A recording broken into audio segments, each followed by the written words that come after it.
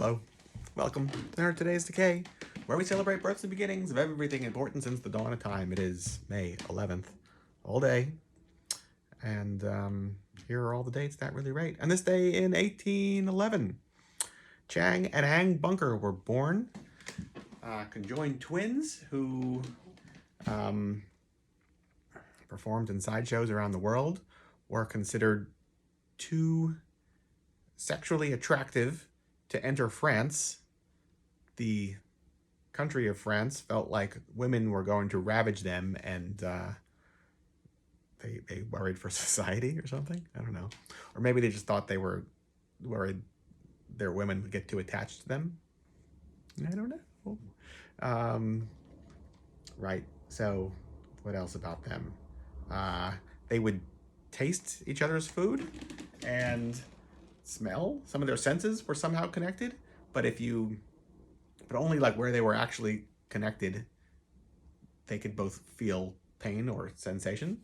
But like as like you worked your way out, that was not the case. There's a plaster cast of them at the Mutter Museum. Mutter Museum? I think it's the Mutter Museum. Umlauts. In Philadelphia. That I used to live in Philly, and I'd book shows every month, and very often bands would travel and stay in my apartment, and so the next day we'd get up and have breakfast and like go to the Mutter Museum basically every month. So I've seen Chang and Ang a lot. So it was like four years of that times 12. Oh, and then all right. What else? Salvador Dali, born this day 1904, who was a troubled individual, because I definitely grew up very interested in his work, and I feel like he eclipses other surrealist artists out there, which is an unfair thing, although I guess that's just a statement of how effective and impactful his work was. Although he also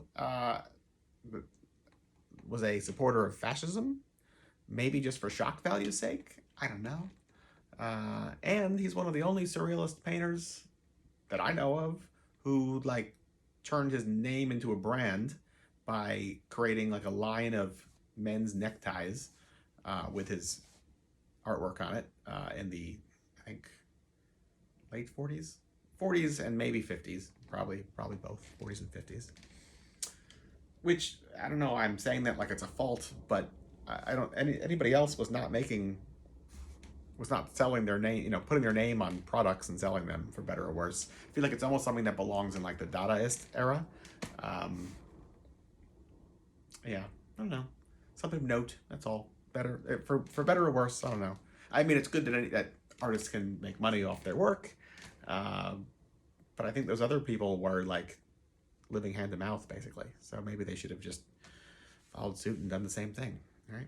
Or not followed suit, followed necktie. Also on this day, Kansas Joe McCoy was born 1905, who is probably best known as a duo with Memphis Minnie. Together they were fantastic. This is rock and roll before rock and roll, and I love every minute of it. Dracula's daughter, speaking of every minute of it, which is probably the runtime something like 63 minutes or something along those lines. Dracula's Daughter premiered in this day 1936. Gloria Holden is the lead actress, and it is a great movie. I won't say it's flawed, but there certainly was the intention to have Bela Lugosi featured prominently in this movie, and I think there's even a script of it here. Where is it? All right. Forget me. I can't find it right this second. Anyway, it's a great movie, but they don't even use Bela Lugosi in it.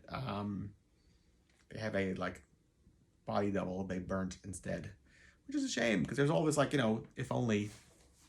Which I guess what you get for a sequel to Dracula proper is Return of the Vampire with Lugosi in the early 40s, which is a solid unofficial sequel to Dracula.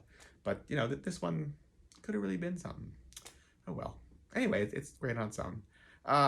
Speaking of Lugosi, on this day in 1955, Eddie Wood Jr.'s masterpiece Bride of the Monster premiered. I feel like Plan 9 gets the majority of the attention, but Bride of the Monster hits on every level you could possibly want. Yeah. So here you go, May 11th, from me to you. There's your suggestions on different ways to shape your reality in a way that is historically relevant and colors your world in a way that you're not just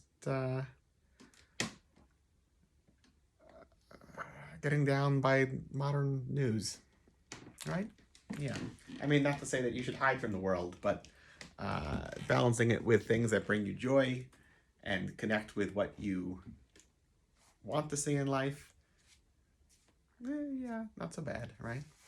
Which reminds me, this brings us to a close on the entire year of doing today's Decays. Tomorrow, I will be lapping myself, and maybe, just maybe, I have some exciting news for what that could mean.